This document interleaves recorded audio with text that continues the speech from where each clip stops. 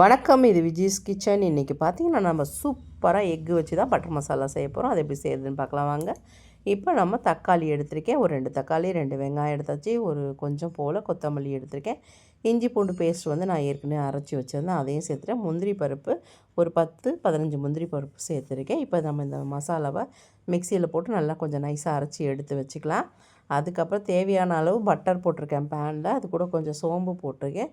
ஒரு சின்ன வெங்காயத்தை கட் பண்ணி அது கூட சேர்த்துக்கிறேன். கொஞ்சமாக கருவேப்பிலையும் சேர்த்தாச்சு. இது நல்லா கொஞ்சம் பொரிஞ்சதுக்கப்புறமா நம்ம அரைச்சி வச்சுருக்க அந்த மசாலாவை இதில் சேர்த்துக்கிடணும். இப்போ வந்து நம்ம வந்து மசாலாவை அப்படியே பச்சையாக அரைச்சிருக்கிறதுனால இது நல்லா வதங்கணும். கொஞ்சம் சிம்மில் வச்சு நல்லா தண்ணி பிரிஞ்சு வர அளவுக்கு நல்லா வதக்கி எடுத்துக்கலாம்.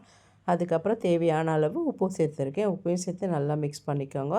நல்லா கொஞ்சம் நல்லா இந்த பச்சை வாசனை போகிற அளவுக்கு நல்லா வதங்கணும் பாருங்கள். அதுக்கப்புறம் ரெட் சில்லி பவுடர், மிளகுத்தூள், கரம் மசாலா, மிக்ஸ் மிளகாத்தூள் சேர்த்துருக்கேன். இது 4 சேர்த்தும் திரும்பவும் நல்லா கிளறி விட்டுக்கலாம். இது எல்லாமே ஒன்றோட ஒன்று நல்லா சேர்ந்து வரணும். அதுக்கப்புறம் தேவையான தண்ணி வந்து இதுக்கு நமக்கு நிறைய தேவை. ஜாரை கொஞ்சம் கழுவி விட்டுக்கலாம். ஒரு 1/4 டம்ளர் இல்லை ஒரு 1/2 டம்ளர் தண்ணி விட்டால் போதும். தண்ணி விட்டு கொஞ்சம் நேரம் நல்லா கொதிக்க விடுங்க. நான் ஏற்கனவே முட்டையை நல்லா வேக வச்சு எடுத்து வச்சுருக்கேன். இங்கே பாருங்கள், இந்த அளவுக்கு தண்ணி போதும், ரொம்ப தேவை கிடையாது. நான் இது வந்து ஒரு 3 பேர் 4 பேர் சாப்பிட்ற அளவுக்கு தான் செஞ்சுருக்கேன். இப்போ வந்து முட்டையை பாருங்கள், இந்த மாதிரி நான் கட் பண்ணியிருக்கேன். நான் 4ஆக கட் பண்ணியிருக்கேன். உங்களுக்கு வேணும்னா நீங்கள் 2 கூட கட் பண்ணி சேர்த்துக்கலாம். நல்லா கட் பண்ண முட்டையை இந்த குழம்புல நம்ம ஒன்று ஒன்றா எடுத்து சேர்க்க போகிறோம்.